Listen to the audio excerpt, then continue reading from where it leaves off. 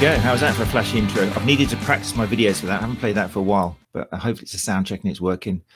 Because today is going to be quite a little music on today's, where are we? Runchatlive episode 45, the curveball I was announcing extensively during the week. Because I'm very excited. I'm going to bring an artist who I've followed probably for 15 years or more. I was totally shocked when I kind of heard her talking about running on one of her Facebook lives, and I jumped in there going, "Oh, you run, do you?" And it's like, "Yeah, I run marathons." Found out later she doesn't run marathons. She was just bigging herself up, but she'd like to do a marathon. So that was obviously the challenge was accepted, and she doesn't know yet. Today's kind of an interview to see whether I'm going to nurse her towards completing her first marathon, but we'll see how it goes. Obviously, with anything like that, we've got to ask a few questions first. But yeah, that's going to come up in a second. First of all, if you've joined us live, then more than ever, obviously ask questions, whatever you like. She can always say no, or I might not even let you in. But yeah, if you want to ask questions, then do so. If you're listening to the recording, then do try and join us live next time. Make an effort. You know, put a bit of life back into your life. Yeah, all you have to do is type something in the comments and I will bring that question up and we'll put it to Nadeah Miranda. Nadéah. I thought it was Nadéah all my life. I knew her as Daya back in Brighton, and then suddenly someone told me, no, it's Nadéah. So I spent ages getting with that neuro tag, but apparently now it's Nadéah. So Nadéah. Right. Okay. So first of all, before I forget, a big thanks to my sponsors, the Brighton Beer Company. As always, if you are looking for something to look after that fantastic facial hair, or you'd like to buy your partner something, then do go to www.thebrightonbeercompany.co.uk. Make sure you do use the code RCL15, and yeah, you too could look this good. Well, actually, I say that, but look at it. I'm going to have to make sure I've actually put something in before the next one. But yeah, make sure you do. It's hilarious. I always say I'm getting loads of emails asking me about products and essences and stuff. So if you want to do that, that's fine. Especially from women saying, I want to get my partner something. What do you recommend? Which essence do you think you'll like? So I'm like, okay, we can chat about that. It's fine. I can do that. It's okay. Right. That said, also just a reminder that Runchatlive conference tickets are, well, the early bird tickets are going to run out tomorrow. So get on with that if you want to save yourself. There's real life tickets if it does go ahead. Remember, if it can't go ahead because of a second peak, which I think probably is going to happen because of the wonderful British people going to the beaches and holding hands with everybody and strangers, then it will turn into a virtual conference and tickets will just get transferred and you'll get to see all 10 guests live on screen. I hope it doesn't happen. So do make an effort out there. Try and keep 2 meters distance if you can. But like I say, if there is a second peak and we can't do it, it will go virtual with the same speakers, same question times. So yeah, get those early bird tickets in now. Right. I think, let's check my crib sheet. I've done all the housekeeping. Yes. Right. In which case, then it gives me great pleasure to bring up, like I say, somebody who, for me, I mean, I've grown up with music and I remember my memories are based on music and who I was listening to. So I'm very, very honored and happy to bring up somebody who was very big in the early 2000s for me and has continued to play a great part musically since, which we're going to talk about today, and also thrown a few questions about trying to get her to do a marathon. So I shall give her a little countdown and then bring up Nadéah with this syllable on the last bit. Right?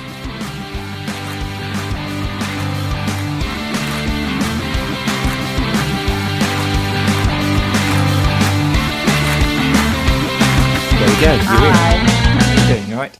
I'm good. I told you I get your name wrong first time I said it. Nadéah. That's fine. You're forgiven. Not that you've asked forgiveness, but I'll give it to you anyway. I feel a bit better anyway. That's great.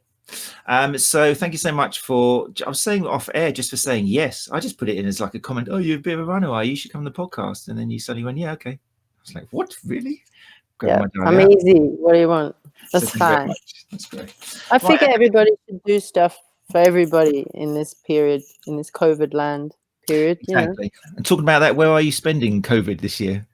I've spent my COVIDity in Australia, which has been very good because, I don't know, not that many people died here, did they?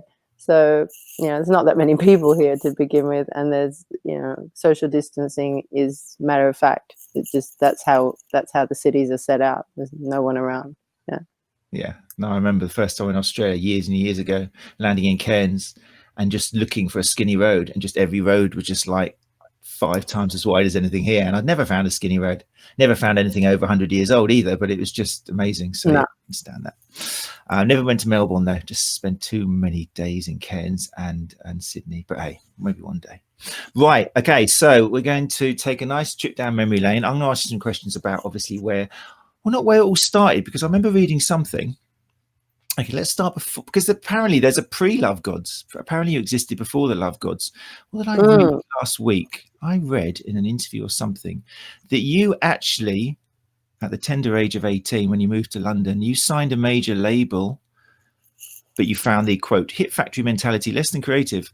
So you signed with somebody before the Lovegods. I never knew about this. This was yeah, we signed to, well, we were really excited. This is me with Artie, who we ended up making the Lovegods together. I met him busking in Paris because I'd lost my passport on a Eurostar train, and I was 18 and kind of flighty. I mean, I'm still flighty, but I was really flighty. So I lost my passport, lost ticket back to Australia. Didn't have much internet then. So yeah, and I met him. We went busking. We went to England. We sat on the floor in someone's house and played them songs. And then, within not long after, we were signing to Island Records, and we were very happy because, oh my God, it's Island. This is iconic. It's got Bob Marley and BJ Harvey and blah, blah. But they were being bought by Universal. I'm just not built for major labels. I mean, I've signed with one once after that, like with Sony BMG for something else, but I'm a rebel, man. I mean, all artists are, but I can't even deal with their structure. So, yeah. I'm interested. I'm going to ask you that later on. Has that changed at all with age or experience, or is it still like? I wish I could. Like when my kid balks at the authority and stuff, I just think I don't know how to teach you anything else. Like if a rule's stupid, I can't make you do it. So no, I think you can fake it, but it's different because when we were I was very young, and it was just we come to them with this song. It's kind of a little kid coming to the parents like, look, I've made this. It's like, yeah, next. I think we wrote about 50 songs that year. Like nothing was good enough for them.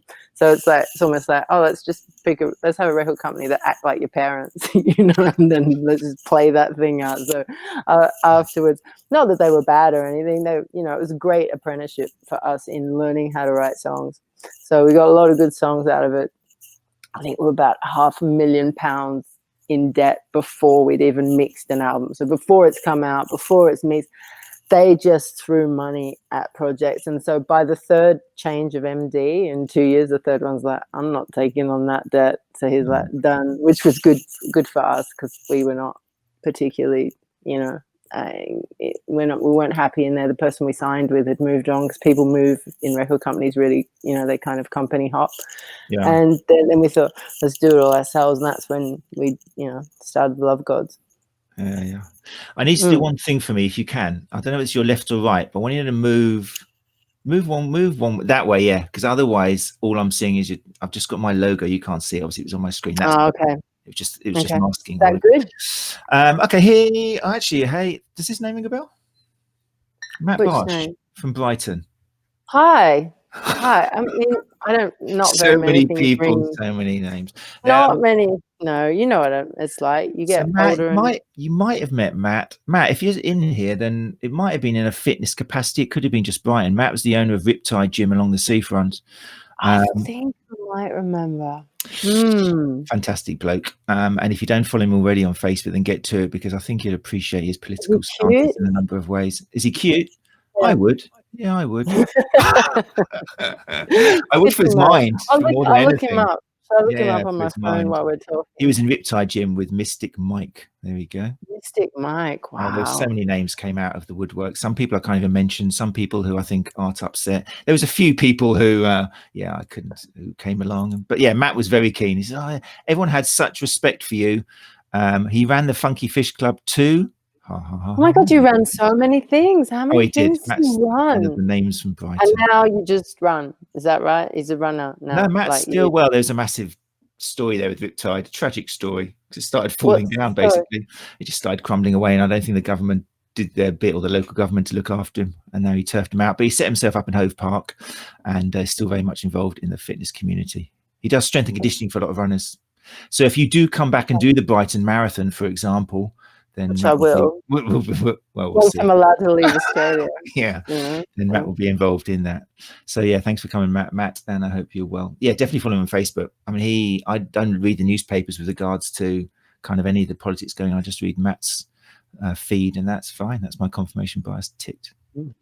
Anyway, so right, let's get to it. Let's watch. The idea is I've selected 5 videos, I think, which don't do your career justice at all, but for me personally, they're ones which I like, and it's my show, so I can just choose what I like.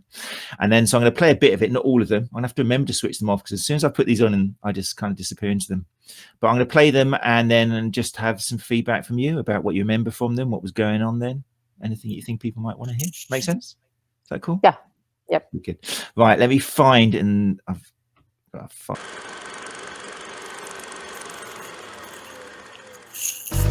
put it on the big screen so people can't see me bopping away or Nadéah cringing. Yeah.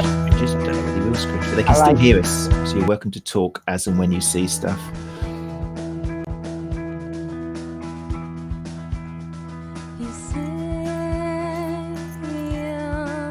I was trying to work out where this was filmed.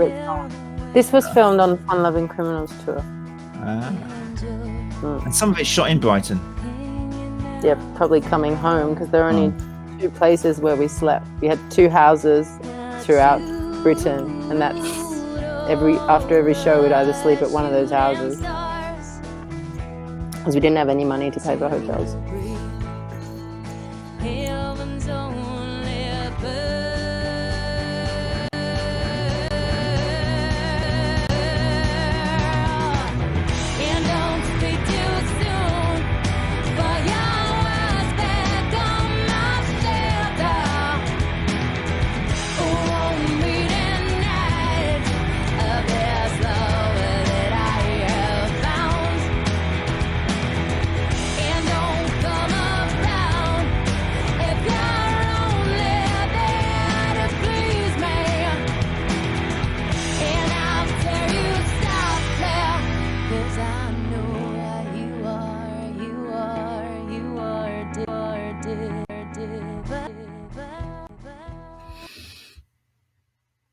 Okay, so brought some memories back. Does it feel like a long time ago?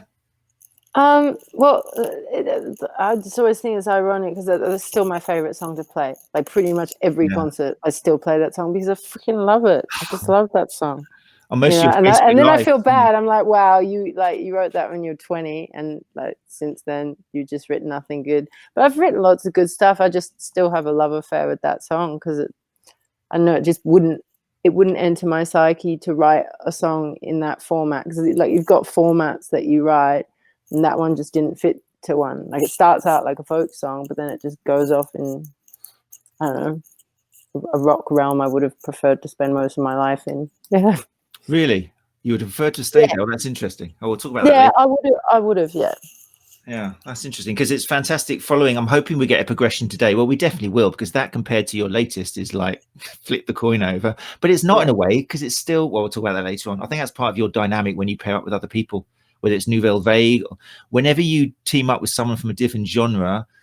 I think it works so well because you can still see, can I say rock chick, or is that derogatory?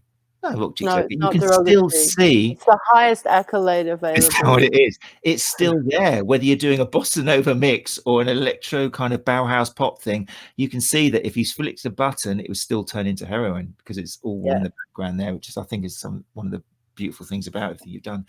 But touring with Fun Loving Criminals, was that fantastic, 100% great experience in terms of like the sudden shock of, it was amazing, was it? So awesome. What happened was, we had an agent in London, and he gave us a one-off show with the Fun Loving Criminals. We had to fill in for someone. Someone had lost their I don't know, they couldn't show up.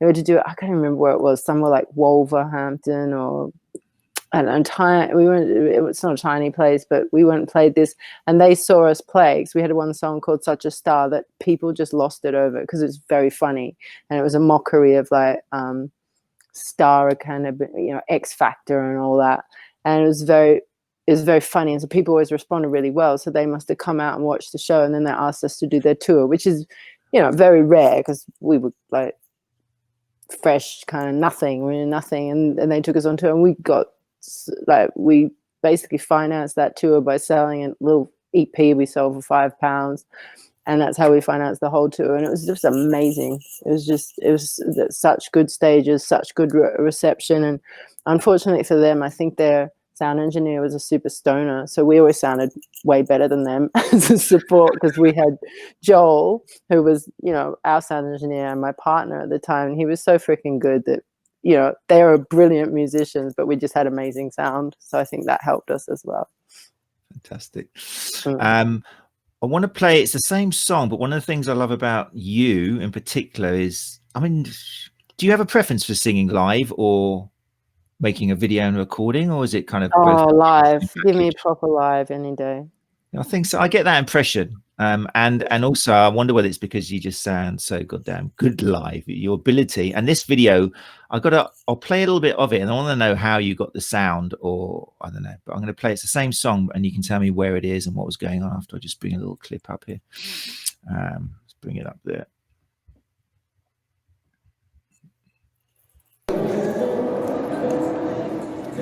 There's Artie. There he is. Well, you can see it's done on a handheld phone.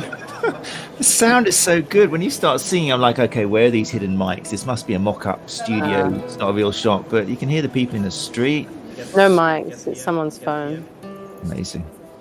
And what year would this have been? It's not that long after 2011? No, quite. We got kicked out of England 2005, because I'd gone and toured with Nouvelle Vague, and for a few years, I hung coats for a while. Yeah. I had to get it together again. Yeah, starting in new countries takes a while. I'm just going to turn this up. It's just exceptional. And all the videos I'm playing are obviously on YouTube.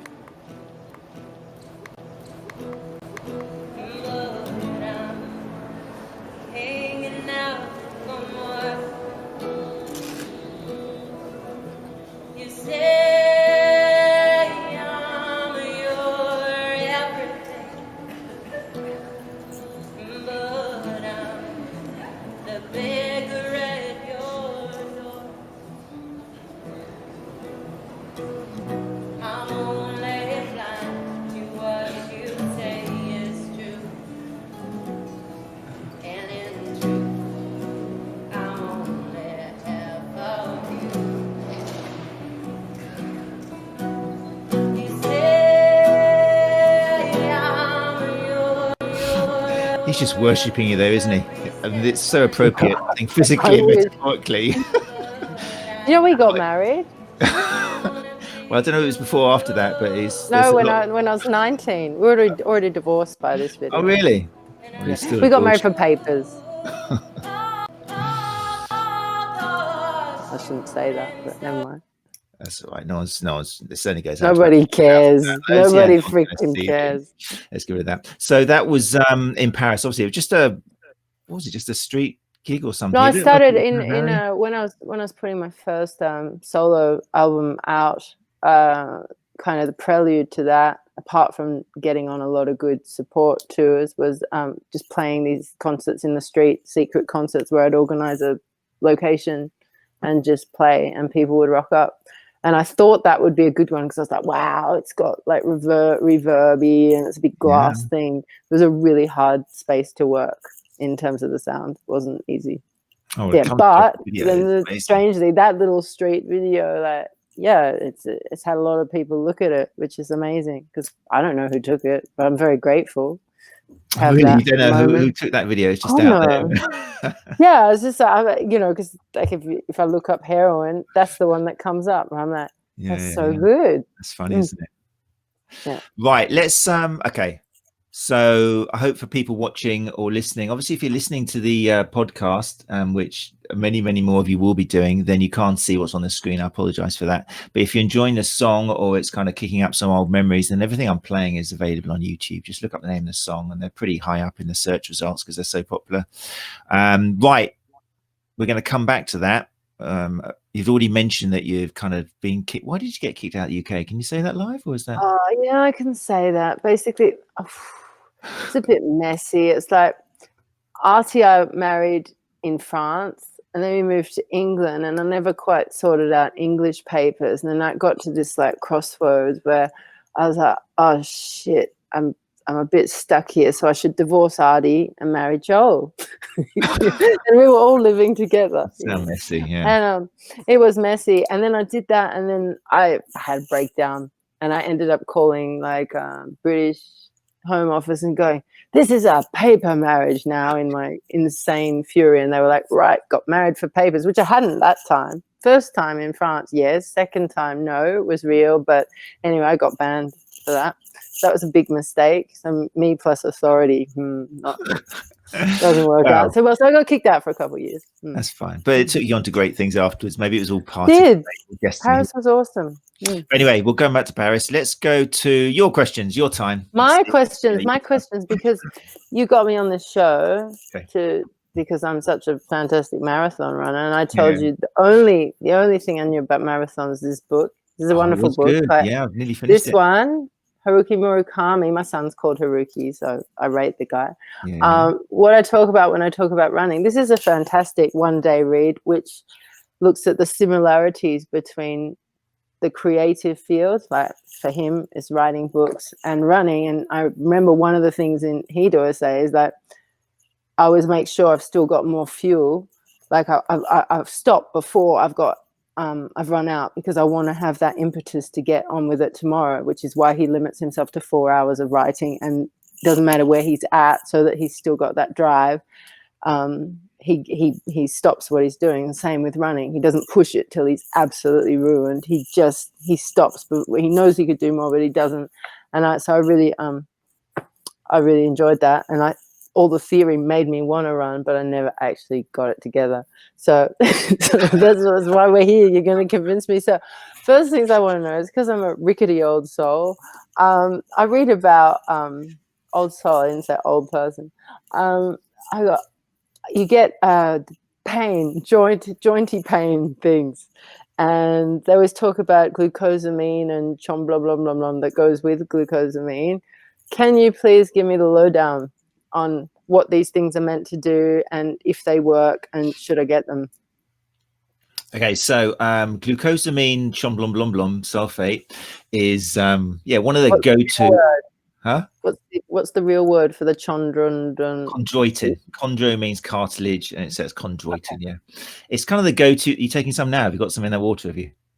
No. It tastes horrible. I would not put it in the water. It's gross. It's amazing that it's become so popular. Really, it is one of the most classic examples of a supplement which has done really, really, really well, and unfortunately doesn't stand up to any scientific tests or evidence or nothing. No, unfortunately.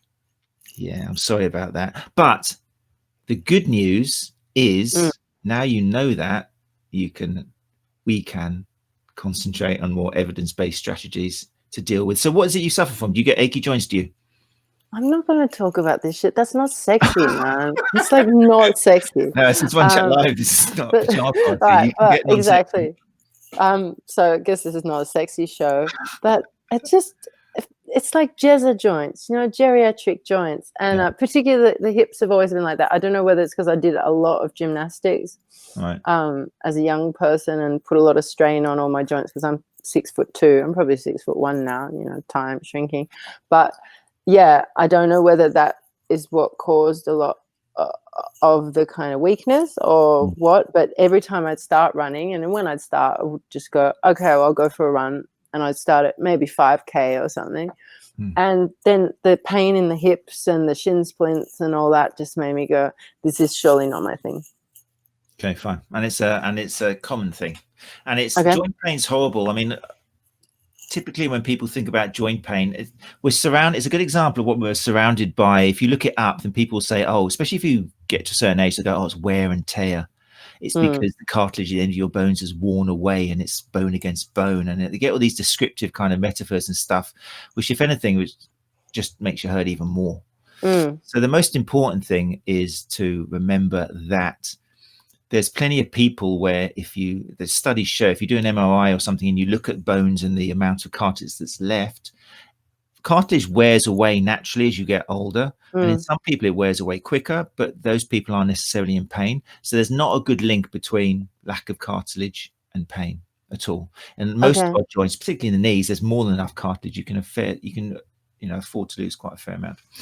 If you are getting pain in your joints, I mean, pain's a massive area and it's multifactorial, but one of the obvious things to do, this is something, normally you check out when you have a consultation or something, but we'd look at how those joints are being held together by your muscles. They're the important things. So you're 6'2", you got long levers and legs. Yeah. So if you think about it, unless the muscles are supporting those joints and reacting quickly, and then there's going to be maybe a possibility that things are going to start aching and hurting and getting fatigued quicker. So are you hypermobile at all? Are you quite flexible? Sorry? Are you quite yes, I'm hypermobile. I am hypermobile. So you've been diagnosed as hypermobile. So you want to, don't do it now, but are you kind of one of these people who bends their fingers back and it goes crazy? No, I don't do that, but I've always been like very kind of side split. I can still do splits, stuff like that. I mean, it's a little bit of... So flexibility sounds great, and it's good if you're a gymnast. You're frozen, but I think you're going to unfreeze in a second. Unless you were drinking. Oh, that's okay. Maybe I should have. That's okay. That's right now. Yeah, I mean, flexibility sounds great, and we strive towards flexibility if you're a gymnast or martial artist or ballet or something. But when it comes to running, one of the things I'm always harping on about is you need to lose some of that flexibility. By the day when the day comes and you run a marathon, you won't be able to do the splits anymore. I'm sorry.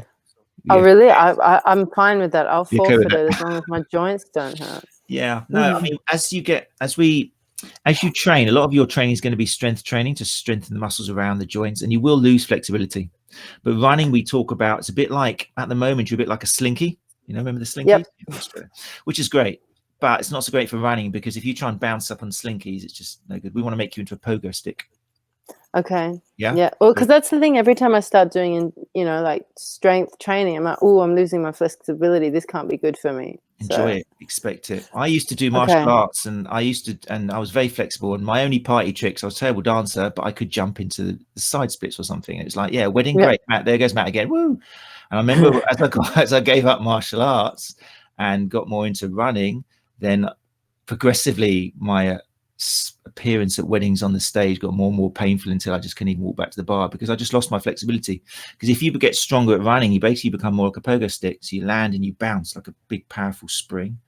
So, but as you get less flexible and you get more strong and reactive, the pain around the joints may well go. Yeah, because you're supporting. Okay. Yeah. So we'll be strength. What about collagen? Tablets? Are they do anything, or they're useless as well? If you imagine a pyramid, and the useful stuff is all at the bottom, that's where you're going to put your strength training, your suitable running programs, sleep, recovery, nutrition. Okay, it's all at the bottom. Did you kind of like that with sleep, didn't you? That's what's difficult for busy people like yourself.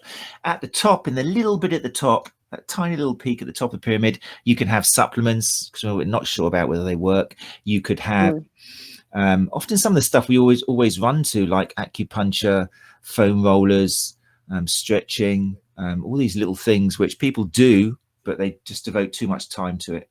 You need to devote the bottom bit, that big bottom bit. Which strength training is really big at the bottom, especially not for all tall people, but the taller you are, the longer your levers you are. Imagine a teenager. When we see teenagers coming in, a lot of them suffer from aches and pains because they've grown so quickly.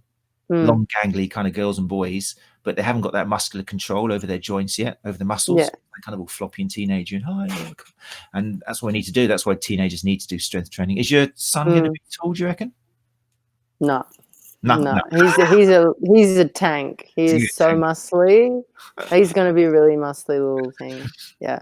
But you'll see, he'll go to an age when he hits 13, 12, where he'll be a bit uglier, and you can't imagine that, can you? 30. How is he now? No, I can imagine him, but he's just tough. Like, he has got my partner is quite a good, not quite good, but he cycles a lot. They'll be doing 100K tomorrow, and that's just their kind of, to get their coffee kind of thing. And my son, and he remarks that my son's like, he's got these calves like this and these little thighs. Anyway, he's very strong. So, I mean, I hope he stays like that rather than gangly like me, because I do believe, physics says like you're going to have more problems. There's more pressure on the joints. So, no. That's you catastrophizing again. Just because I'm you're not catastrophizing. Look at these joints. Look at this. This is like hyperflexed. And you most can't women even can see do it. that. Yeah, I can see it No, bending no, the no. wrong way, This and is I hate not it. good. It's like the wrong way. It turns the wrong way. You get a room of women. I do this in class when I'm teaching A&P, and men generally stop at kind of like 90 degrees, but women then start bending down this weird wrong way. You naturally have more flexibility. It's all part of childbirth. I don't think it's not very useful. This is it was not useful when you had your kid. Yeah, no, cesarean. Oh, Thank you. Oh, right, okay. So God, yeah. No. Push, fair enough. But no, but that's why women generally have more relaxing and more flexibility. It's part of it because you're just made that way. So he can still be long. Okay, fine. Yeah. So no, I mean, that's a really important thing as well. When you have barriers to exercise, then it's useful looking at these things and just swapping them out if they're not true. So I mean, there's plenty of very tall distance runners who do very, very well. So yeah. But they have to do a lot of strength work to keep their joints from flipping out. They have to do a lot of strength work to give support around the joints. If you didn't have the muscles, you'd just be a skeleton that would just fall to the ground. You're just a pile of bones. Yeah. So it's the muscles that do the work. Look after the muscles, and the joints will be looked after as well. So makes sense. Yes. Supplements in general, top of the pyramid. Don't waste a lot of money on supplements. No, big industry, big trade. That's your Island Records there at the top, the Universal, whatever you call. That's at the top of the pyramid. It's like the music industry. Okay. Yeah. Do your live concerts and stuff at the bottom. That's important stuff. Yeah. Got it? Yeah. Right. Okay. Fantastic. I'm glad we've covered so much ground already in terms of building you up into a stronger female runner. I feel much closer. You feel stronger now, don't you? Yeah. You're loving your joints more. Yeah. I'm gonna go to bed doing like muscular visualization. Yeah. It's true. It's so true. You can do that though, can't you? Strengthen your muscles through like imagining yourself doing the weights or doing the work. The brain plays a massive role in it. Yeah. I mean, even, Charles Atlas, I think, he was a very famous kind of bodybuilder at the time. He was kind of into, you can do your whole body workout, just pulling a towel and just imagining and seeing. And there's a lot to it. I mean, the reason why, having confidence, it is a physiological thing as well. You do need to break down your muscle fibers so they get stronger and build up again. But it's like everything in life. If you're confident and you believe in something, then that's, part of the results, isn't it? So, but it's seeing the results as well. Once we get you doing some strength training, and we try and turn you into a bit of a muscle Mary at the gym, where you're actually getting a kick out of the fact you can squat more or hamstring deadlift more, and you start thinking, wow, I'm getting stronger. And that's part of the ball of where it's got to get to that level. You start enjoying it. Really, that's no.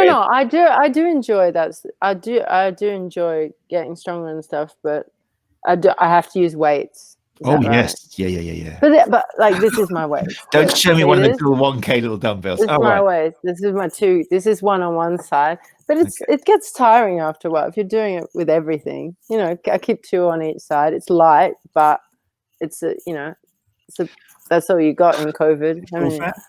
It's full fat. Oh, well, that's pretty strong. Sorry, Cal, but almonds ruins the bees. Soy you can do, but it's all the packaging. It's all anyway.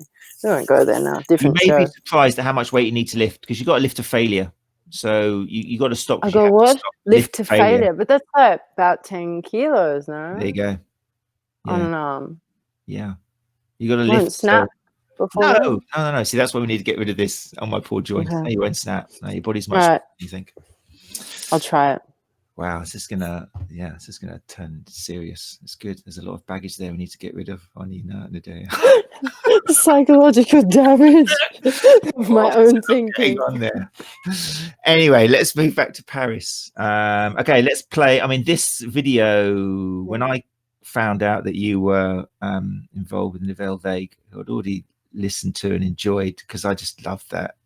In Brighton in particular, it was the coffee shop thing always. It got too much eventually. It was just, walk into a coffee shop, another bossa nova mix of a new wave 80s song.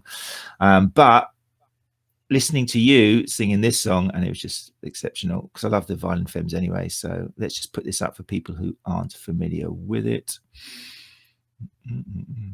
Great live performance. I don't think I'm familiar with this thing you're watching now. I haven't watched it. Really? Oh, nice. Have a look.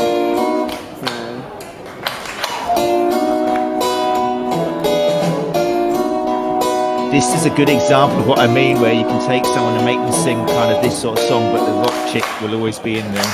I'm walking, I strap my step, I think I'm so strong.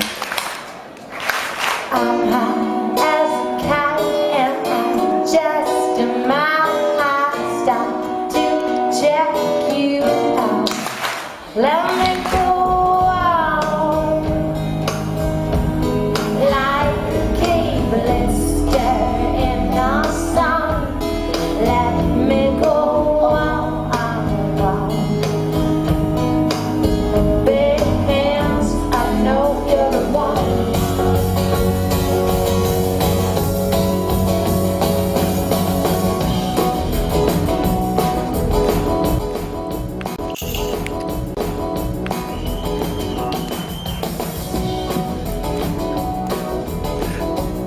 This is massacre.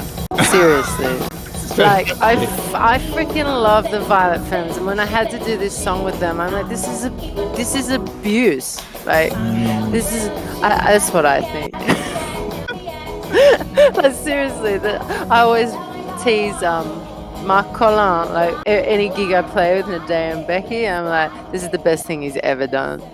Mark Collin's the producer. It's the energy. You could put this video to any Lovegods song and it would still work. Yeah, it would just be the Lovegods. Huge. But that was why it was so hard, because it's like you're in the band where you have to be a like gentle, soft French person, and I was like, that ain't gonna happen. I'll just do my thing. You can deal with it. Yeah. Who's that singing with you? Which singer is it you're with? She's not actually French. She's Russian. What's but her name? she was the girlfriend of Mark at the time. Her name's Jenya. Jenya, because they went through quite a few singers, didn't they? Oh, there's been a lot of singers. An awful lot. I felt sorry for her because she was trying. Why? Well, because it was just like, must have been hard. It was like nice voice and everything, and looking great, but then suddenly there was this just next to her, and it's like, how do I keep up with that was always the thing in Nouvelle Vague. You needed the really sweet one and the kind of less sweet one. So I got that place, which was fine by me. Yeah, but how come? I mean, most of the stuff I've seen, you were on. Let's see, you had a few songs on the number 3 album, wasn't it? I had number 3, the last album. I sang a couple of songs on. Yeah. I didn't join them until then. It's weird with Nouvelle Vague, because you look at them on one video. There's so many different. On 3, it rather annoyed me because you don't sing that, do you? It's someone else. It's some Brazilian singer. Which one? Elysia. Oh, Blister in the Sun. Yeah, different version. Not as good. Yeah. I don't know why they didn't use that. That's fantastic. But anyway, and I would have liked to have seen you have sung that. When I looked through the playlist of those songs, I'm just thinking, well, she should have sung that. Well, she should have sung that. Well, she could have done that. I think it's really annoying. I don't know what he does. I think he just covers his bases, and he just gets as many people kind of doing stuff because he knows at some point. Our Lips Are Sealed would have been amazing. You and Terry Hall would have just been fantastic combination. But I think Melanie does it. Is it Melanie? I think Melanie does that one. She's good. I like her. Yeah. Oh, there's. Yeah. But anyway, so so you didn't like that. You didn't like watching that video, but it was a good experience all in all. The live concerts. Nouvelle Vague was a great experience. I could play Royal Albert Hall. What do you want? Like, that's all I wanted. All I wanted was play Glastonbury, Royal Albert Hall. That's it. I can go home now. You know. No, they're my favorite. They're my favorite gigs, and it's like, that place was sold out, and because there were so many people desperate to play that show, we had a lot of guests, so you kind of had to coordinate everybody in front of 5,000 people that are just there for a glorified covers band. And so it's quite audacious to be playing Roll Out Hall with a covers band, right? Of course. I think. Anyway, so to pull that off with all these people, behind the scenes going, oh, please, Mark, please, you're going to play that show, play that show. So you got to make it all seem smooth and like everybody's wanted and welcome and necessary. And it was good. At the end of that show, Mark never said thank you in a big way after a lot of things, but that one, he was just like, thanks. And I did a good job. I did a bloody good job. I did a great job. That was good. It was good. I wish I'd been out there. I think that would definitely be one of them. It just looked, the energy looked amazing. It was good. No, but that was a great experience. I mean, come on, I did not expect after I got kicked out of England, I was like, I'm never going to do my favorite job again. I've lost my, like, literally, it was like Lovegods was like my baby. I was like, I've lost everything and I don't know where to start in this country and I don't speak French and I'm stuck here. What do I do? And a year later, he asked me to sing on a project called Hollywood Mon Amour, and then a month later asked me to join Nouvelle Vague. So I was back in the UK. Actually, I couldn't even go to UK. I thought, oh no. And luckily I passed through Scotland where they didn't check my passport. So I was okay. Yeah. Oh, well, I'm glad to hear that. Yeah, it worked out well for you. I didn't realise you were so well. I can imagine you being a bit annoyed about kicked out of England, but I'm glad it worked out. Let me just check. I've got a few comments here. Let's see. Graham Knight, who was a big fan of yours back in the day. What's he say here? Hi, Nadéah. I remember your gig at the Sussex Art Club. That's why I went, Graham. Yeah, definitely. Really well. What's your favourite venue to play? Or do you remember your favourite venue to play in Brighton and beyond? Many. Sussex Arts Club was great because we had a monthly show then, so we could try out new material, and it was like your posse, so you could do whatever, and it was really good there. I think I never really had great gigs at Concord. I've never had a good gig at the Concord, but I really like the venue, and yeah, there's some place. There's a Corn Exchange. There's one towards Hove Way. I don't really know. And I like playing the Spiegel tent. I love playing that. Yeah. So, yeah. There you go. Yeah, the Sussex Art Club has some fantastic. I mean, that was all back in the era of kind of magic butterfly and candles everywhere, and kind of just basically quite religious. They were religious events, weren't they? At the end, all musical or sporting events are religious events. I don't get the sporting ones, but yeah, for some people that's their church, going to see their favorite band or their favorite team. I don't even know the word team. I use band for team. But yeah. Also, we got Natasha Bidgood. Yes. Hello. How are you, Tash? So there you go. Yeah. That was somebody else when I was schooling through Brighton people. She's going, oh yeah, I know. I remember Nadéah and that, and yeah. So there you go, Natasha. I told you, I'd stick you up there. Yeah, I know. She's with her beautiful boy Ellis in that picture. Yeah. She actually took photos of me with a massage school, who I'm doing some work with as well. So it's a small world. So there you go. She's an amazing photographer. Oh, she's amazing. Natasha Bidgood, everybody. If you need photos in Brighton, you should go, and around the world, you should fly her in. Natasha Bidgood. Go and see her photos. She did the photos on Venus Gets Even, the first album. She did all the photos for that. She did a lot of the Lovegods photos as well. She pretty much did everything. She's my favorite photographer in the world to work with, by the way. She kept that quiet. I thought you just mates. Yeah. Done the photography for that. No. Yeah. We were in our garden just having some photos taken for the massage school, and she noticed there was some beautiful kind of like violet or plants it was. She was like, no, come down a bit, and she took this kind of image where it's through these plants and stuff. It's supposed to be just mugshots. Here's your teachers, but it's kind of crispy grass effect coming through, and this it was amazing. Yeah, very good. Right, we're going on to okay, it's your turn, I think now. Yeah, your question. Oh, it's my turn. My question is, because since I've been in Australia, because in France, I don't know anyone who does sport to any great extent. People just smoke cigarettes and that's fine. They're happy that way. They like it like that. So I've always, I guess through living in France, I've been like, oh, people who do a lot of sport, that's really weird. Something wrong with them. And since moving to Australia, which is a place I just thought, oh God, you're all out doing sport things at 5 a.m. This is not my place to be. My partner is one of those types of people, and pretty much everyone I know here, a lot of my friends, they're all hardcores. Like one of my best friends is an Ironman, and they all seem to do this, and I want to know why. That's what I want to know. Being on the other side of the fence, someone who's never pushed that. Like, I get perfectionism in terms of gymnastics, and I like, my body's super fit. Like, I'm not like, so I'm like, oh, I'm not weak at all, by the way. Even if I sound like I am, because my joints all hurt, like, I'm pretty strong relative to people around. But these people, I don't get why they do it. Like, my partner's just like, if he doesn't go riding for a couple of days, he's a nut job. And so are you doing it to appease the nut jobbiness in yourselves, or is it like your body gets used to it, or you just like functioning at this higher frequency, or what is it? Yeah. I know it's going to be different for everybody, I suppose, but a lot of the time for exercise, it's probably the same. People are using it to reach the same state which you get maybe when you're listening to music or creating music, or although at the end of the day you haven't got a creative thing which you've made, you've had that experience, and it really is a kind of a celebration of although you're going somewhere, it's kind of the classic cliche of you're having the journey of going from A to B. And any enjoyable run or anybody or cycle, it's about the journey, the experience throughout.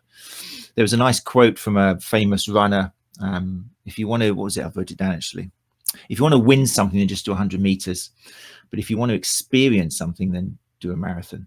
And that kind of sums it up in the sense there is a big journey. If you train for one, this is why a marathon's got the fame it has. Half marathon, 13.1 miles. You know what? As long as your joints don't fall apart, you could probably do that with minimum training. You know, it sounds like quite a long way, but as long as you're living sensibly and you're quite strong, you could probably knock out kind of like 2.5 hours or something first off. A marathon, however, doubling that, you've got to train properly, you've got to sleep properly, you've got to eat properly, you've got to make changes in your life. So it is kind of a little story which you introduce to your life, and you make changes, and constantly you feel better for it because of all the other little things which you're giving up or making time for. So I think it's part of that. It's just that endorphins and everything, and the sense of accomplishment and achievement, and it's quite easy to do, really, compared to some of the other things. Like doing what you do takes an awful lot of effort and time, but right, as soon as you get out that door and you're in your own head and on your bike, inside your head you're Superman straight away, or Superwoman, or whatever you want to be. You know, you close your eyes and you're the leader of the pack out there, and it's just a lovely place to be. So I mean, I think all humans have got that desire to feel that escapism, and we just all do it in different ways. But sport is a very popular way because it's easily accessible.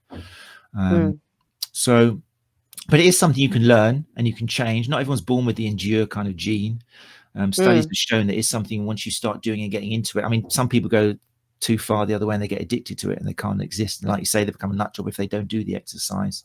It's like like any passion. You know, it can go too far the other way and become a bit of an addiction. A lot of running injuries. Do runners shave their legs? Like, not as much as cyclists or swimmers in that order, unless they're triathletes. But bad. It's really bad. I don't want to comment on that. There's yeah, I don't know if I can't do that. But yeah, but it's something which often seems like a couch to 5K is a fantastic thing for people who just sit on the couch, but it's amazing during that process of building up towards running 5K how people change psychologically, because it is a physiological thing as well. When you run, everything starts turning around and working together, and your body's just celebrating inside, physically and mentally. It's just a celebration of what your body can do. How far you take it is up to you, but it is yeah, it's pretty powerful. So that's why these people get into it. But it's not so dissimilar to music at all. The same thing can happen when you switch a song and you close your eyes. You just go to a happy place, don't you? You know, and you're, or sad place, depending on the song. It's very similar parallels. But like a marathon is like as long. It's like it's like proper commitment. It's that I don't know. But there is that as well, because it's nice committing to something which kind of feels. It makes you prioritize a little bit more in life, looking after your body and everything. It just feels good, and you start dropping some of the baggage that people are trying to say. It's great for people who are getting pulled out to the pub all the time when we used to be able to, and you don't really want to go. You're tired, but that's the only social thing you got, and you just think, I'll go and have a few drinks. Then you wake up in the morning with an empty wallet, and you stink of alcohol, and you're like, oh, I didn't really want to do that. Why am I doing it? For marathon training, a lot of people just come out of that, and it just changes it. For like normally a 12 to 16 week program, the journey is amazing. It's amazing. And you need a bit of help and guidance. And it's like any journey, it's peaks and troughs and you fall off the wagon a little bit. But when you get to the end, the great thing about a marathon is the actual race day is the easiest part, in the sense that you've trained for it. You know, it's probably like the concert you do where you've practiced and you've gone through hell, and musicians have left or joined, things have gone wrong, you've changed tunes. But when the actual concert arrives, bam, you're just on stage doing it. And it's like a celebration of all those kind of I'm making that up, by the way, because I've never played in a band. I It was just know. I'm probably listening to you go, he doesn't know what he's talking about. pick up these analogies and comparisons. Not I'm knowing. not though, because it's your show, you know. Yeah. So But isn't there a certain celebration when you actually do a concert where you think all this hard work's no, paying? well, it's different. When you tour, that's what it is, because it's like, it's not that you learn it all and then you play that one show. No, and then after about the 60th show you've done, then you might hit one and it's just in. But no, like for example, I did all these live shows during COVID lockdown. None of them felt like that. If I got one song where I was like, oh, I can actually breathe, this is working and it's good. There were like moments, but consistently, not unless you're touring a thing and it's so locked in and you've got all the band. I think because I wasn't playing with a band, because everyone was isolating, like you're by yourself. When you get locked in with the band, like with the Lovegods, when we'd hit that was my favorite band to play with, because your songs, your people is all born of these songs written in this one room with this person, Artie, and it all stemmed from there. And we were tight. We rehearsed all the time, you know, and it was a great energy. And all the bands I've worked with since then, it's not been like that. Like Nouvelle Vague never rehearse. Like they'll do like 5 days of rehearsals and then that's it. You go on tour and they just don't. They hate rehearsing.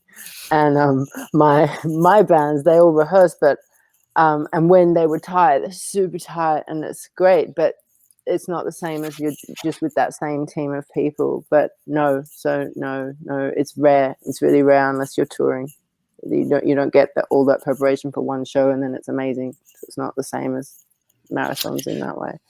All right, I think another analogy for next time. I'll note I'll leave you to ponder. Yeah. Totally the opposite. Right. Okay. Let's take but it's going to cut out. Your time's going to run out. I've got a question about the shoes first. Okay, go to the shoes. I want the shoes. I need to know about the shoes. What shoes? What shoes? I'll make this easy. You ready for this? What shoes do you think you need? What do you know about shoes? How do you choose? I don't know. That's why I'm asking you. Like, if I keep getting like shin splints and sore knees, I clearly don't have. You know, there's one aspect maybe shoes might be interesting to know about. So, I've kind of already alluded to it, but shoes pen and paper. Oh, you're going to be disappointed. Oh, it's just up the top. Is it?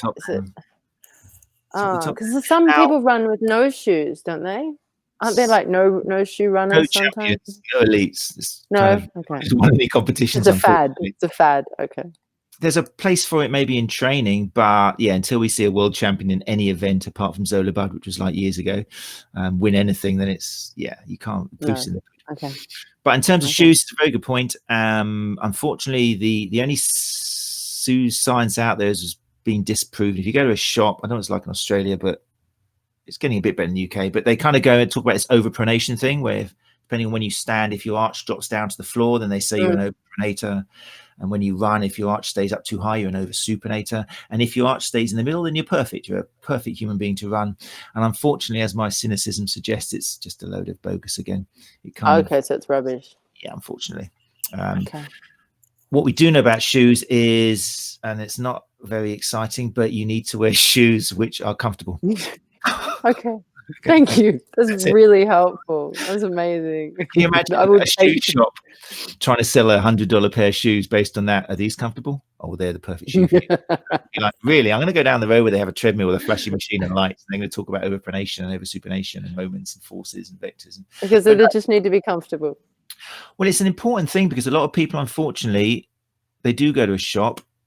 They're looked at on a treadmill, and I can't use the word technician. The person serving them sees that their foot arch drops, and they say, "Oh, you need one of these overpronation shoes because that keeps your arch up." And the studies have shown that might make things feel a bit better. We don't know why. It might make things feel worse, or it might have no difference at all. Sometimes it can make things feel worse because we just don't know why some people get injured in some shoes and some people don't. It's really a celebration of human variety and how we don't know why things work for some runners and others. So to make it really individual, just wearing what is comfortable for you. Now, that said, some people discover on their own kind of testing shoes out that they work better with a more cushioned sole. Some people actually find out they work better with a less cushioned sole. Some people, when they're given this freedom to wear what the hell they want, like women's shoes, for example, all these brands have women's style, but women's style basically are the same shoe, but they're a bit narrow in the foot. So we see a lot of female runners who feel obliged to buy the women's style, which is done in some kind of female color, whatever that is.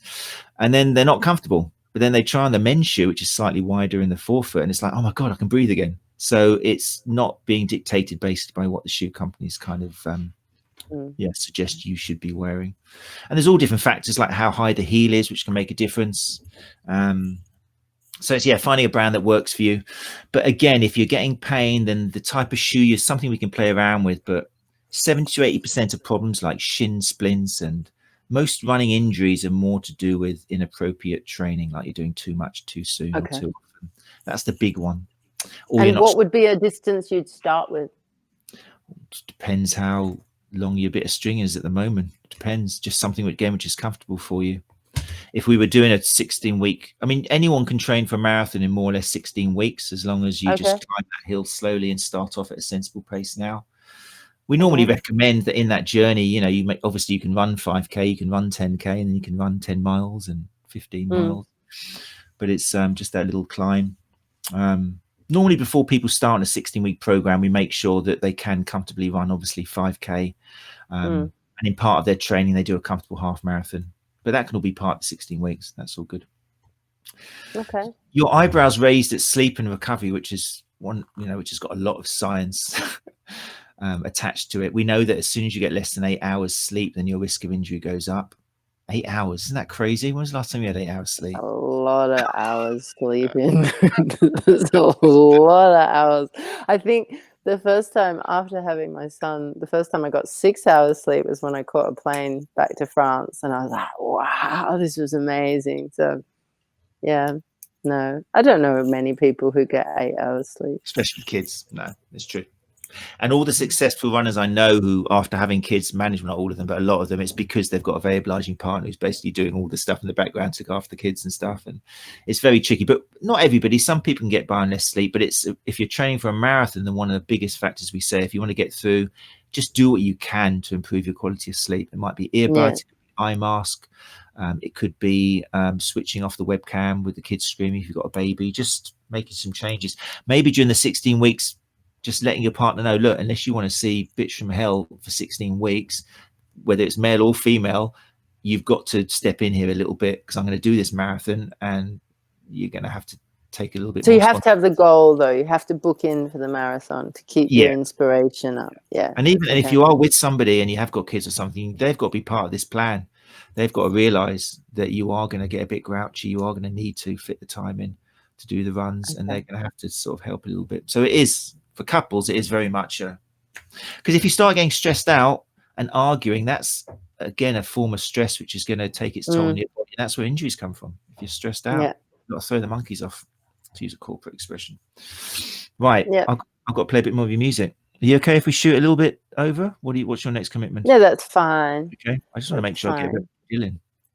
Okay, let's play this. So I loved the three, what's the 3 albums, wasn't it? Yeah, 3 albums.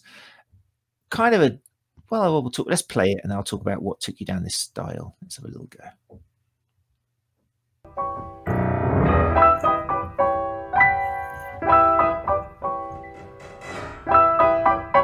My name is Adele and I am a deep sea diver. Though I don't get my thrills from the catfish in China. I've had 1,000 dreams, so many I have dived on, but still I'm all alone.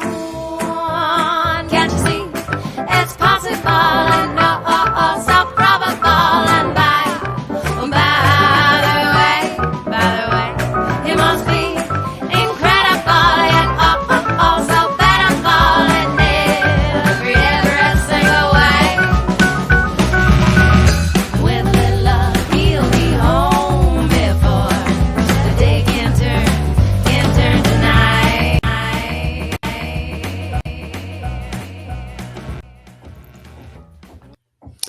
Okay, I love that song. Amazing. Good song. Oh, it's a great song. And it seems Vodafone used it in Europe. Did they? That means you've got good taste. Yep. Yeah, Hold on, thank you, say that Vodafone. again. They used it, did they? Vodafone used it for their ad. I think it was a well, Bulgarian thank you. Vodafone. Oh, So please. so that means you've got good taste. Oh, well, I don't know, because I mean, I would say, and I mean this in the nicest way. Oh, come on, they had the Dandy Warhols in that, like they Yeah, were it's using true. that Dandy Warhol song. Yeah, it's That true. Vodafone have good taste. Yeah. No, you're right. Mm. Yeah, but it is, Remember? the whole production of that just seems, I don't want to say more mainstream, but it looks impeccable. It's shot so well. The song is instantly catchy in a great way. Was it something you were aspiring to do, or what was the background to? No, the only reason I was in LA is I was chasing an ex-boyfriend. You know, so I was like, that's a good treatment. Let's do that one. It's in LA. So that's why that happened. And then ironically, the guy in the video, Is this the orange guy, Yeah. he wasn't originally in it. Originally, that video happens. She's riding all over LA, and at the end, she kisses the person she's meeting up with, and it's a girl, right? This is the end. Except the girl, they just made it. She was wearing these gross, like grubby vests, and she just looked like white trash. Okay. And I was just like, that's not working. So a guy I'd met, he picked up my hat on the street. I was like, you do it. I didn't realize he's quite a well-known actor over there. But anyway, so he had to, when I'd left LA, he stepped in and did all this Orange Man stuff to make it a little bit more interesting video. So that was him. In terms of the song, when I got to Paris and I didn't have, you know, like the Lovegods or any job, I did a job hanging coats, and I met this guy who happened to be an orchestra conductor. So as soon as I met him, couldn't get a band together. Rehearsal spaces are really expensive in Paris. I thought, I'm just going to write stuff for an orchestra type thing, and consequently, that's why that orchestration's all there, because he's a genius. Nico's a genius. So there we go. That's what it is. That explains the sound change. Yeah, it's but it's a lovely genre, which I think really suits you well. I don't know, how would you describe that kind of music? Would you give it? it's kind of, I don't know. It's kind of, I guess it's a bit jazzy. It is jazzy, isn't it? Yeah. But it's weird because it's still got the kind of, you know, I'm still going to be a rock singer no matter what. Well, that's the thing. I do. Yeah. You can still hear that in the background always, whether it's or the video, a facial expression, or a movie. You're thinking, oh my God, suddenly it's going to turn into this. It's great. It's very powerful. And I love that album as well. I really do. Let's move on swiftly too, because talking about meeting men in LA, let's go on crack pipes and guns and things. This video is obviously quite incredible. I'm going to have to play at least 1 minute 30 seconds of this video, if that's okay with you. Or you got to play it. You got to play it to there. If people haven't seen it, then it's kind of quite important. Or you can cut in. You can start from later. No, okay. Kind of loses the build. That's good. Okay, go on. This will be okay, right, where is it? I directed this video. You have to like it. With just one bikini and one iPhone. Yeah, and one iPhone 4S.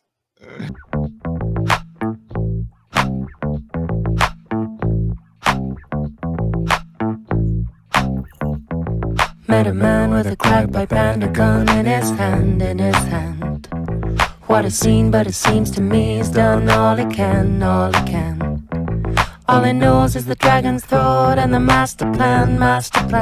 So I follow him down, follow him down.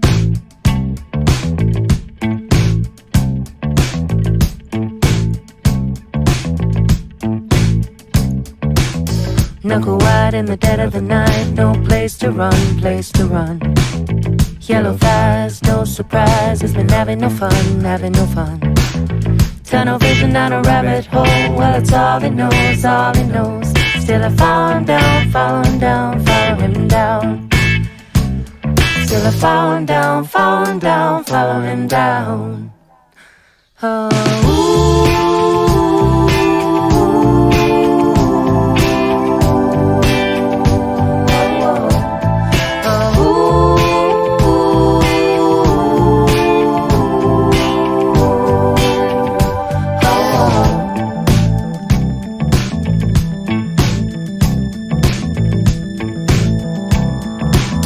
gun starts, but it starts again. But he wanted to end. Need relief from a heavy grief. But I'm at it again. All right, talk me through it. Where do we start? Hey, Where do we start? Well, I'm going to talk you through it. What happened was, I had this idea for a video. I was obviously pregnant. And so initially I thought, I'd be like all painted, like people will be painting me. You can't see what you're painting. And then she's in the desert. And Anyway, I asked Moby to direct it. I asked a guy called Billy Zane to direct it. All of them were like, yeah.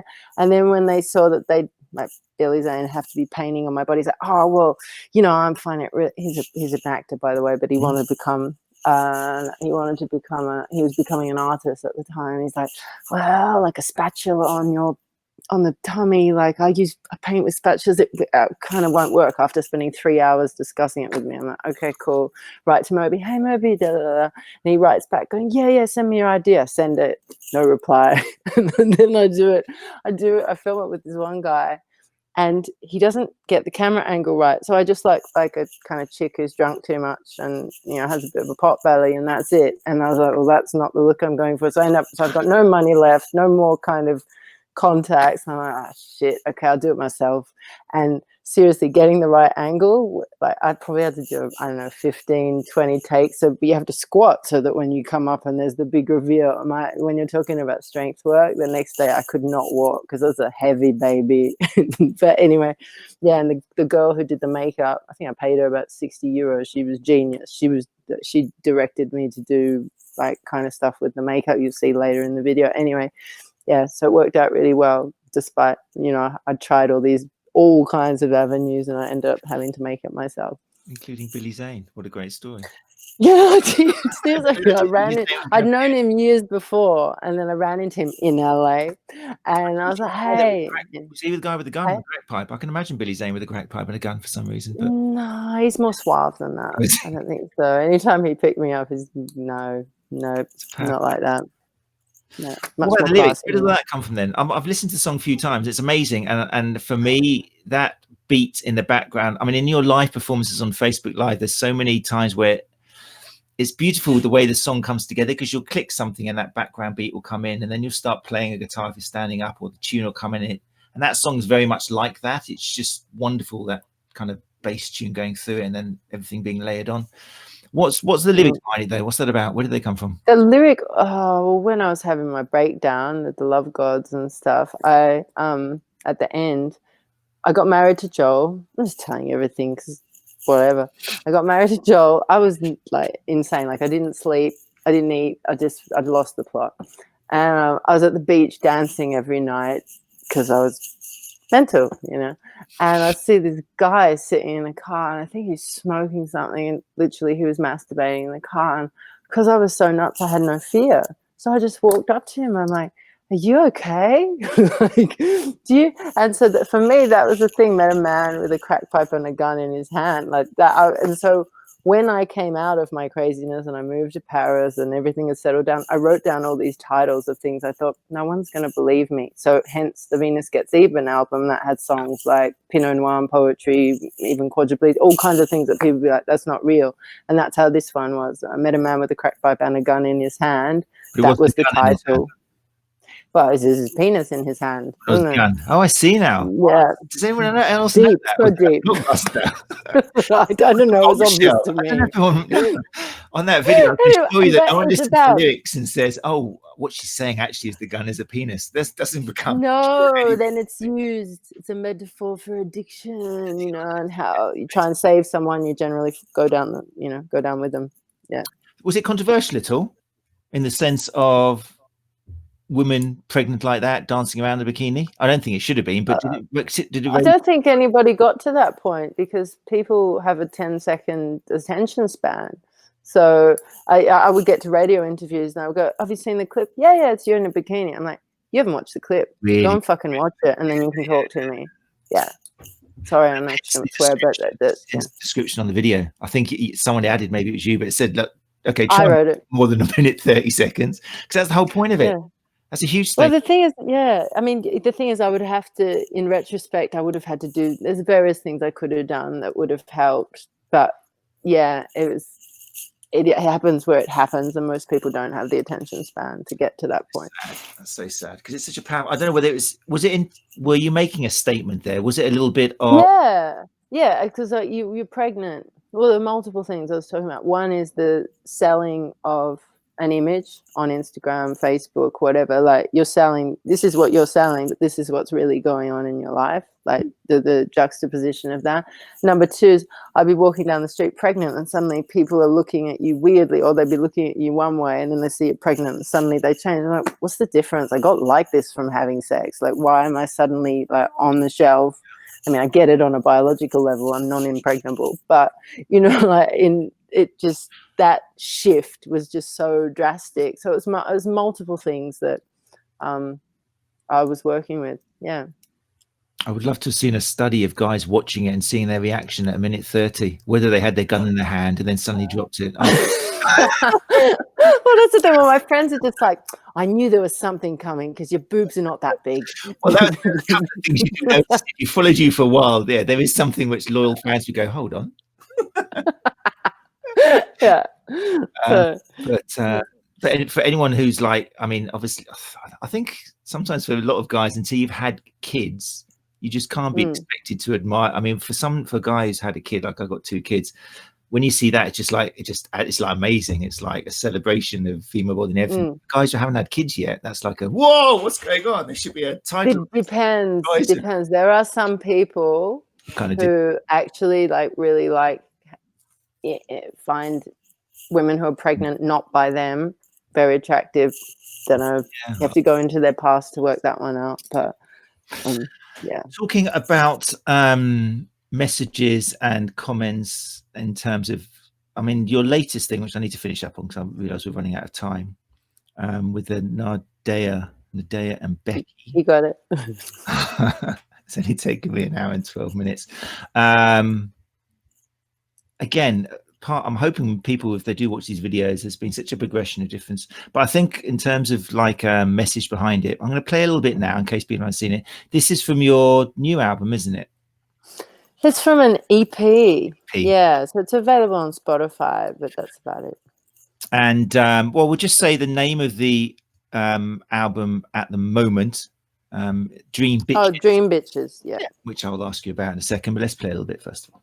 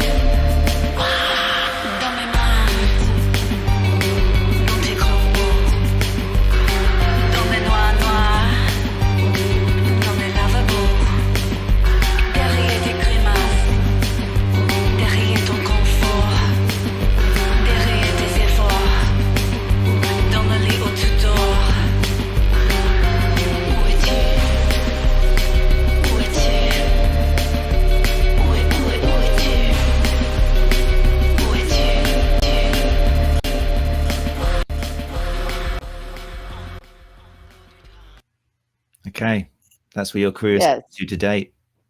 It has. I mean, obviously, I love it. I think it's amazing. I think it's particularly great if you watch the other videos and listen to the other songs on it, because there's something going on there, isn't there? I mean, tell me the story of Nadéah and Becky and what you set out to do, or maybe how it changed as you were doing it. Background, I don't know. I had a couple of babies. Voice doesn't work the way it used to work. Amazingly, I have to work so hard to get anywhere near the notes I used to have. So I thought, screw it. I'm going to write myself a project that's really easy to sing by having a spoken one. Because I'm like, well, I'm still going to write music, and I'm writing for some people who can actually pull off the stuff that I write, you know, like that can carry it well. But I thought, on the off chance that I don't get my voice back together, because it's been tough. Like all my body moved around. I had people don't want to hear about it, but I had a full-term stillbirth, and then I had my son like a year after. So it's very heavy on the body, and I think the trauma also associated with all that stuff meant that there's just been some glitch going on. So that's how I wrote this stuff. But yeah, so I also wanted to do something, because a lot of the time I write in a very emotional way, and I wanted to write in a way that was not emotional, that was just semi-cerebral and funny in a way, because it's like, this one's one of the least funny ones, that it's still quirky with its wording. So "Où tu" means where are you? And I think these days is like, where is anybody? Most people are in their phones, they're in their heads, they're, you know, and I guess that's what the running does as well, because it brings you to a place of eventually being present. You have to be present to your body, to breathe, to, you know, like, to the nature, whatever. Eventually you get to a point where you're actually there. And so the song is going, where are you? Are you under my dress? Are you, you know, are you, and who are you ultimately? You know, behind your dramas, behind all the theatre that we put on, who are you? So yeah, but still done in a fun way. It's true what you say, because that's why I think it needs to be listened to, and videos, listen to the lyrics of some of the other songs, because it's part of, like, I was wondering why that Billionaires, which is kind of quite a political statement, it's got a lot of great messages in it, that's not on the EP though, is it? What was that? No, that'll come on the album. Oh, will it? Oh, fantastic. Because I mean, that, I think that's there's one on YouTube of you singing it. I can't remember, it's on like a video pop channel or something, or, but it's YouTube basically live singing it, and that's amazing as well. Was it your intention to have a little bit more of a critical message behind there in the words you're using, especially in songs like the Billionaire and the Kombucha video and stuff? It looks like there is a message there, but you're kind of getting that message out whilst having two girls having fun doing a video, which you wouldn't expect. Yeah, there are messages. It's about, you know, it's about consumerism, kombucha, and just, we'll basically buy anything. But I'm amazed that I'm grateful that you picked up on it, because most people's like, oh, what's that? Right? It's like, and I thought, really? I thought it was really obvious, but I guess it wasn't. And yeah, so I'm happy. So if one person goes, I get what you're kind of doing, I'm like, awesome, this is amazing. And that's how I feel about it, because obviously releasing it in France, they don't even know what kombucha is, so why would you sing about it? And Billionaires, they can't get into the nuances. So I'm really happy if like an Anglophone's listened and kind of gets I was going for a more cerebral kind of outlook on life, rather than this emotional kind of where life moves you. It's more like, well, what am I witnessing?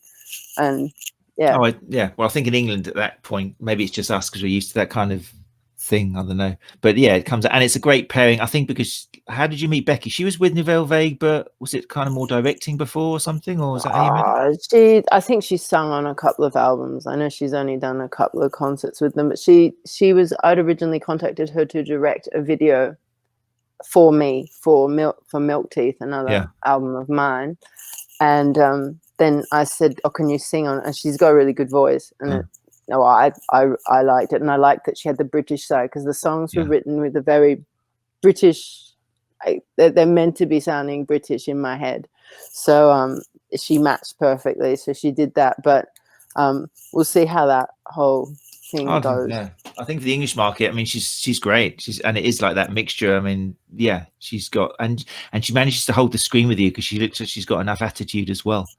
You know, she's got attitude. You can see it shine through. She's got a lot of attitude. You know, like I was comparing it to Nouvelle Vague, where it's you on screen going crazy, and the other one kind of looking a bit like, oh my god, okay, let's keep it going. Yeah. You can see she pushes in front of you. It's like, at you go, my turn, sort of thing, and that's brilliant. It's lovely to see. Anyone can do that. She's a Leo, I think. I don't know much about Leos, but if you believe in that stuff, it probably works in that world. Yeah. What are you then? I'm a Capricorn, like that trudging, just keep working in the back. Work, keep going. That's me. Like, keep climbing the freaking mountain. Yeah. So it's an EP out at the moment. That's and then there's going to be an album out. When then? There'll be an album out. I don't know when it's coming out, depending with COVID and everything, because everything's kind of moved. Before that, I've got 2 vinyls coming out. So 2 of my albums are coming out on vinyl. In someone in England, he started a company to put out vinyl. It's called Fetch Happened, and so we're going to put out with previously unreleased Lovegods material on the double album of While the Heart Beats, and previously unreleased songs as well. So that's exciting, because that's a double album, so there'll be at least 8 songs that have never been heard before. Oh wow, that is very exciting. Oh, great news. Yeah. And I have a vinyl. Oh, no, exciting. That's great news. In terms of your Facebook Lives, which I've kind of tried to be big up and people to listen to and watch, because this Sunday. Yeah. Big one this Sunday. It will be on earlier because I want people to go to the protest in the UK. So it'll be 10 a.m. UK, because usually we do it first Sunday of every month at 11 a.m. UK, but it's going to be 10 so people can go off and do the protest in London, I suppose. Or I don't know, you're having protests in Brighton as well? I'm sure there will be, wherever there's a Brighton's pretty clued up for that. There'll be something going on. Yeah, exactly. So it's at 10 o'clock on Sunday, but if your choice is me or the protest, please bloody protest. Seriously, ours are on tomorrow, and so 10, but it's 10 a.m. UK time on Sunday on my Facebook page, which is Nadeah Music. Fantastic. Okay, well, look, I've kept you for 23 minutes longer than I said I would. I think you've got what it takes to run a marathon. I think we'll talk further. Yeah, I think so. Yeah. All right, you're going to put me on it. You should put me on a 16-week plan. Okay. We've just got to find which one, though. We've got to find out. We'll talk behind the scenes and work out a marathon which would work for you, logistically. We can always change it, but we'll find one that would work out. And we'll start it at a sensible time. It might not be my best place to start it. It'd probably be interesting, first of all, to have you go out and just have a little run and see what you can achieve at the moment at some point. Get a baseline and see if we'll take it from there. We'll start from there. You see what we won't talk about that publicly. See what we got. See what we're working. Just check if your elbows and knees do snap. But okay, so thank you so much again for saying yes when I invaded your Facebook Live and said pleasure. Sorry I couldn't be more runner friendly. Oh no, you've asked great questions which I'm sure will be really popular among so many runners. Some great questions, and also it's been delightful having a look down your fantastic musical career as well, so thank you for that. Thank you for having me, and thank you for listening to my lyrics. I appreciate it. No, I could do nothing but listen to them. Thank you very much. I'm going to chuck you down to the lobby for a sec. If you need to disappear, then feel free. I know you're a busy lady, but if not, I will come down. You will disappear. All right, well, I'll wait for you. I'll see. You don't have to wait for me. It's fine. I understand. Right. But I've just got to say goodbye quickly to everyone listening to the podcast. All right. Okay. Thanks again, Nadéah. I said it first time. Right. Thank you very much. Okay, so if you listen to the podcast, I understand you couldn't see what we were seeing on screen. I totally recommend you do. Because the music's great, but the videos were shown as well, especially 15 years working from early 2000s to currently now, the new Dream Bitches album that's out, and Nadeah and Becky. It's worth having a look on YouTube, or indeed this podcast will be available on YouTube as well. So it's, again, I always recommend watch the live ones on YouTube. Visually, we try and put something in there. So yeah, thanks very much to Nadeah for giving up her time, and how busy she is. I do appreciate that. Let me just finish off quickly with a reminder. Let's have a look where we are. Next Thursday, we return to normal time, 8 p.m, June the 18th for Runchatlive, and that's going to be with women's health physiotherapists Emma Brockwell and Gráinne Donnelly, which I'm very excited about. Emma is going to be one of the speakers at Runchatlive conference 29th, 30th of October in Brighton, UK, if that can all go ahead. And she's going to be speaking about, or both of them are going to be speaking about, the return to running post-pregnancy, which is a guide that they got published in BJSM.